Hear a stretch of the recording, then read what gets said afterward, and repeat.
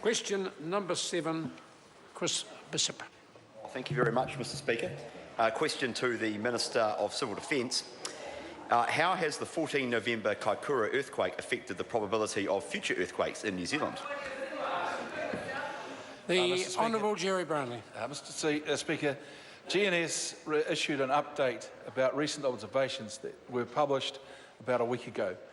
They've observed an unusual activity involving slow slips, essentially the ongoing interaction observed between tectonic plates at the same time, on both east and the west parts of the lower North Island.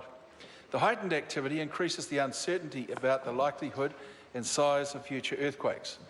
Since the 7.5 magnitude Kaikōura earthquake, GNS have advised the public that an aftershock of similar or larger magnitude is unlikely but possible. As members of the House will understand, it's not scientifically possible to predict earthquakes.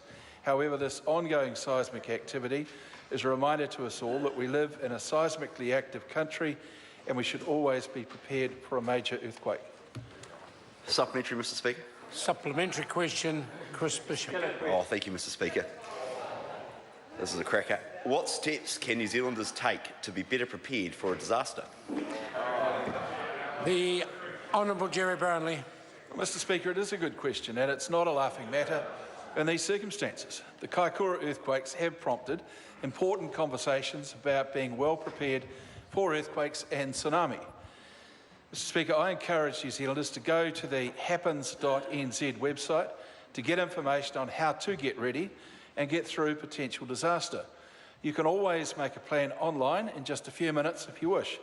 It's also important for people to quake-safe their homes by doing the things that they've always been told to do: secure tall furniture to walls, restrain your television and hot water cylinders, and I would encourage people to visit eqc.gov.nz for tips on how to make homes safer in the event of an earthquake. But Mr Speaker, it is one of those things that too many of us take for granted. We live in a country where these things happen. We should make necessary preparations where possible. Supplementary question, Marama Fox. Thank you, Mr Speaker. To the Minister, it's my understanding that Ministerial Services staff and ministers have been supplied with a grab-and-go bag in the event of a big here in Parliament, in the event of a major earthquake. Can the Minister let us know whether or not other MPs and Parliamentary Services staff will be supplied with the same kit? The Honourable Gerry Mr Speaker, my understanding is that that's something that Ministerial Services may have done under their health and safety obligations.